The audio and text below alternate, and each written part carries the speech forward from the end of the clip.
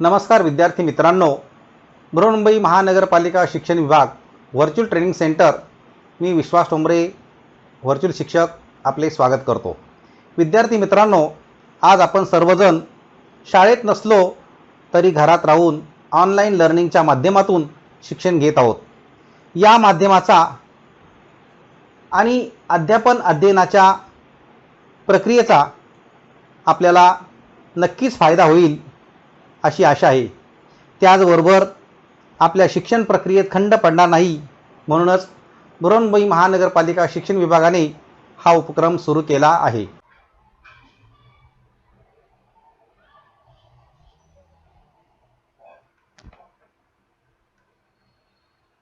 इयत्ता 5वी माध्यम हिंदी, विषय मराठी, सुलभ भारती। मार्गदर्शक मी श्री विश्वास ठोंबरे, व्हर्च्युअल ट्रेनिंग सेंटर। आज आपण इयत्ता 5वी मराठीमधील पाठ क्रमांक 14, पाठाचं नाव आहे चित्रसंदेश। चित्रामधून खूप मोठ्या प्रमाणामध्ये संदेश दिला जातो हे या पाठामध्ये सांगितलं गेलेलं आहे। तर तो चित्रसंदेश काय आहे हे आपण प्रत्यक्षात काही चित्ररूपाने अभ्यासणार आहोत। जसं या पाठाचा परिचय म्हणजे चित्रसंदेश या पाठात सार्वजनिक ठिकाणी सार्वजनिक वाहनातून प्रवास करताना कोणत्या गोष्टींचे पालन करावे हे चित्रासहित सूचना देऊन सांगितले गेलेले आहेत। आता काही चित्र आपण पाहणार आहोत। हे चित्र बसचं आहे आणि इथे लिहिले की बसमध्ये किंवा बसमधून बाहेर थुंकू नये।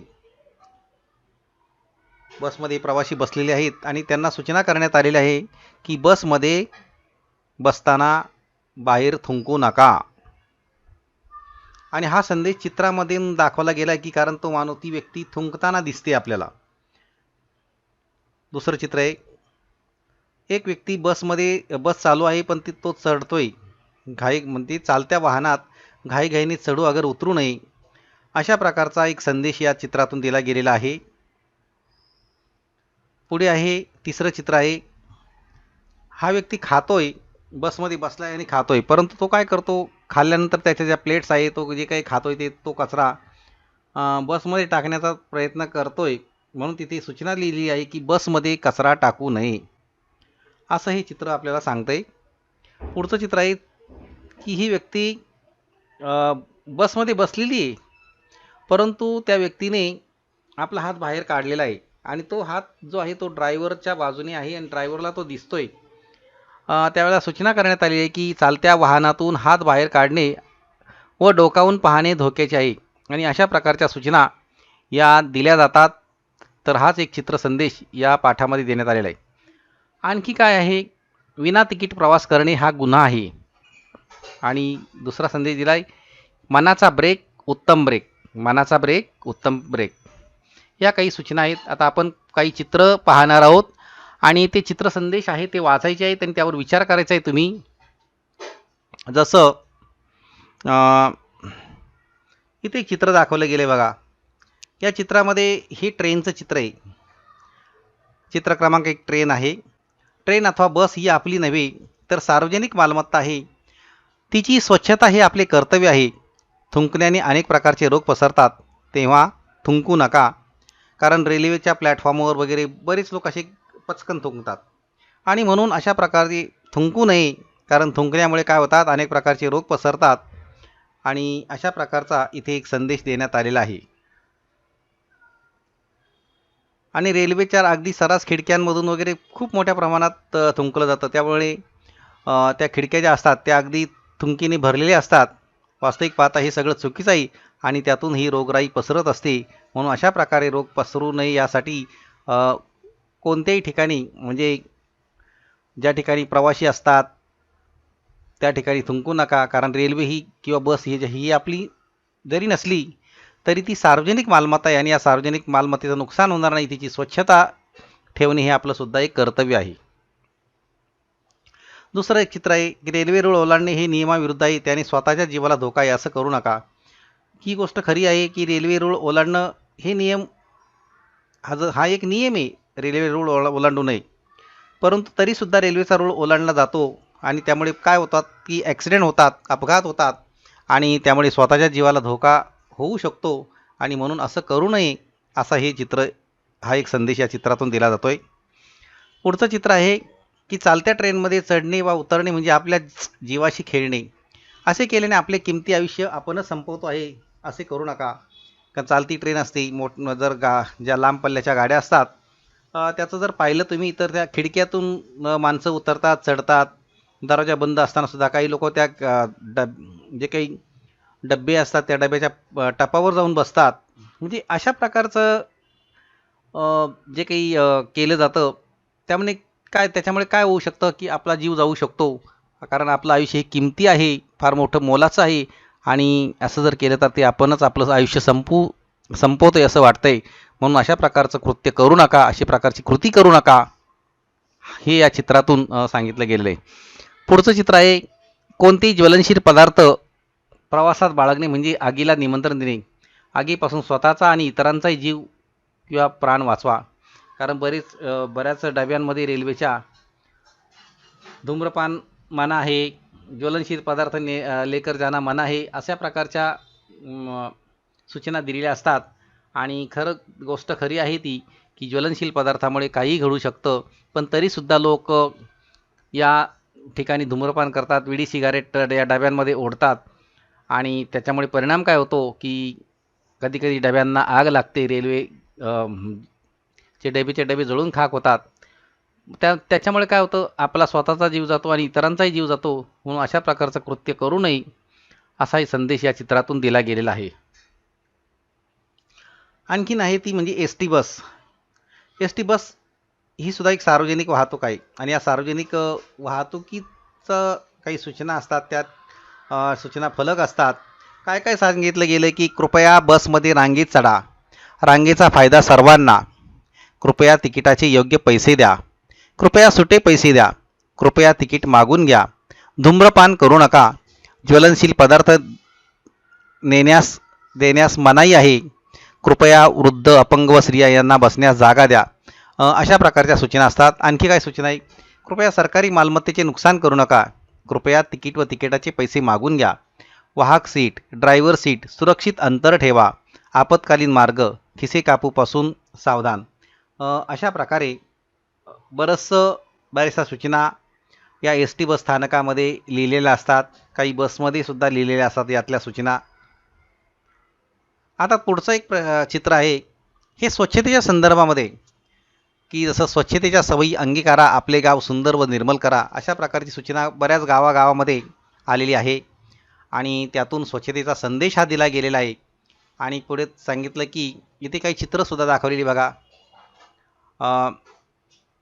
साफसफाई करूया बिमारी हटवा दुसरं चित्र आहे आणि तिसरं चित्र आहे शौचालय आहे सबके काम, बच्चे बूढ़े और जवान, हे सुद्धा एक महत्त्वाचं आहे.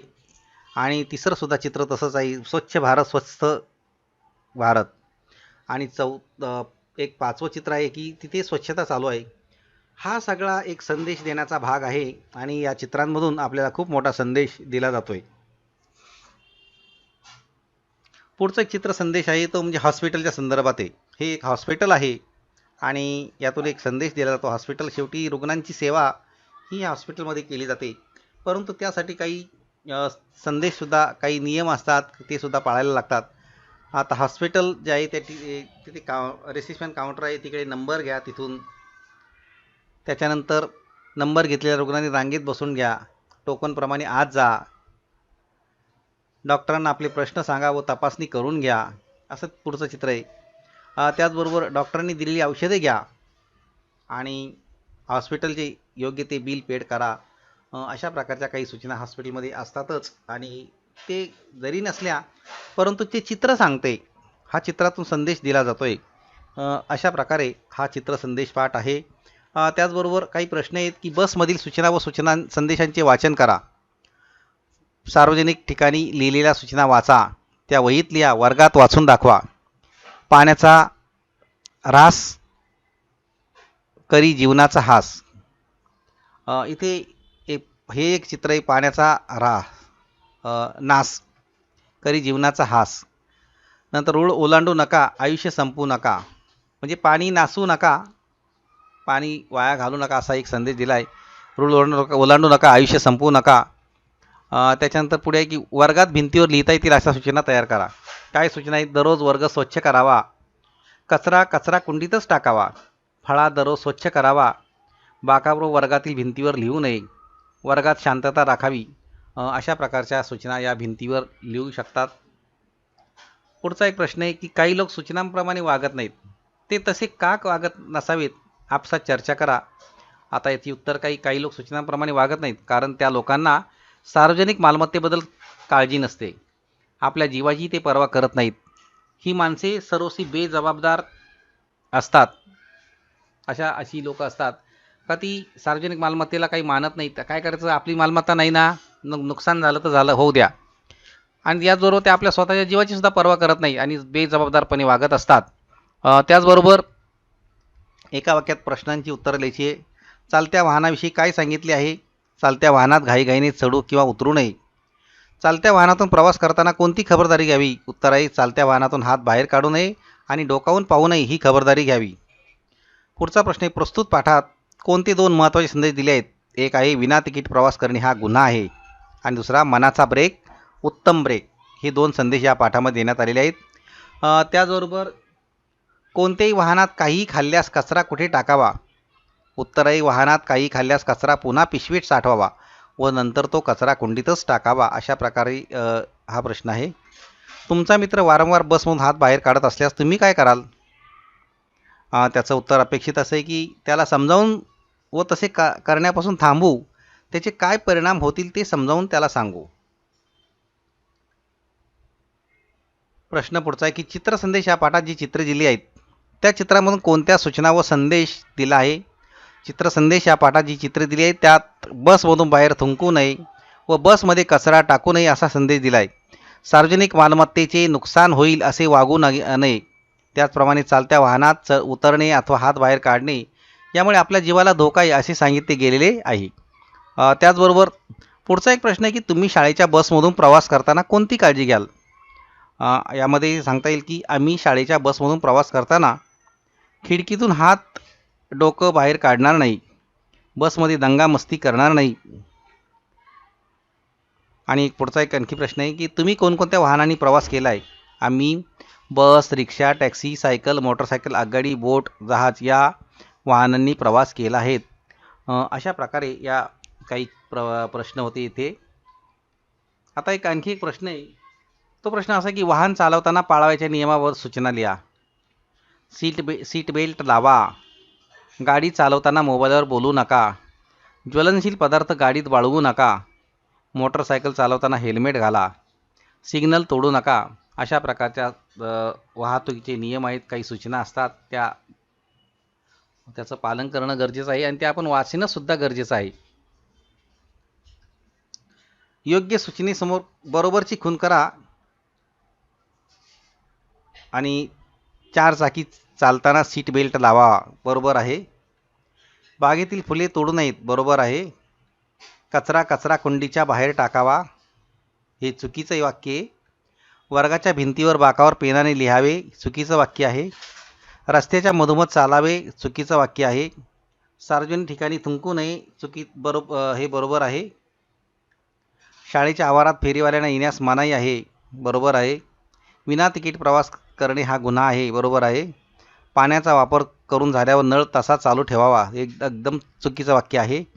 आणि घराबरोबरच आपला परिसरही स्वच्छ ठेवावा, अगदी बरोबर आहे. तर अशा प्रकारे योग्य ती बरोबर वाक्य आपण इथे सांगितलेली आहेत. आता संदेश वाहन चालवताना म्हणजे हा एक संदेश आहे की वाहन चालवताना, प्रवास करताना शिस्त पाळा, सार्वजनिक मालमत्तेचे नुकसान होणार नाही याची खबरदारी घ्या, स्वयंशिस्त फार महत्त्वाची आहे. अशा प्रकारचे इथे काही संदेशसुद्धा देण्यात आलेला आहे आणि त्याप्रमाणे आपण काही काळजी घ्यायची आहे, खबरदारी घ्यायची आहे. आता इथे जसं हा जो आहे हा काय आहे, हा संदेश दिलेला आहे.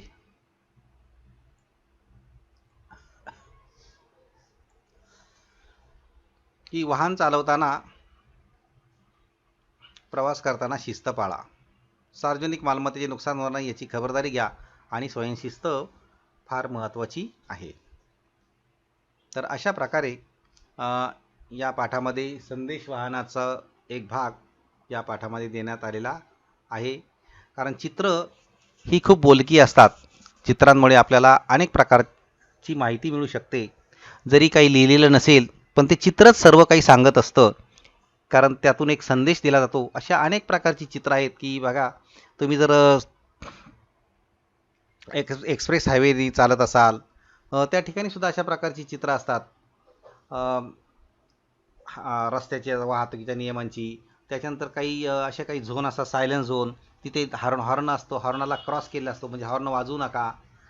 नंतर हॉस्पिटलच्या परिसरामध्ये सुद्धा हॉर्न वाजवू नका अशा प्रकारचे असतं.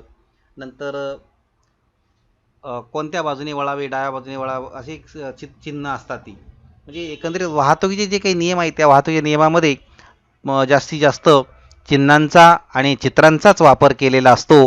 आणि त्यामुळे चित्र ही आपल्याला फार महत्त्वाची असतात हे आपल्या लक्षात येईलच. तर अशा प्रकारे आपण चित्रावरून ही माहिती घेऊ शकतो. आणि म्हणून ज्या ज्या ठिकाणी अशा प्रकारची चित्र असतात त्या चित्राचं बारकाई निरीक्षण करा आणि शिस्त पाळा.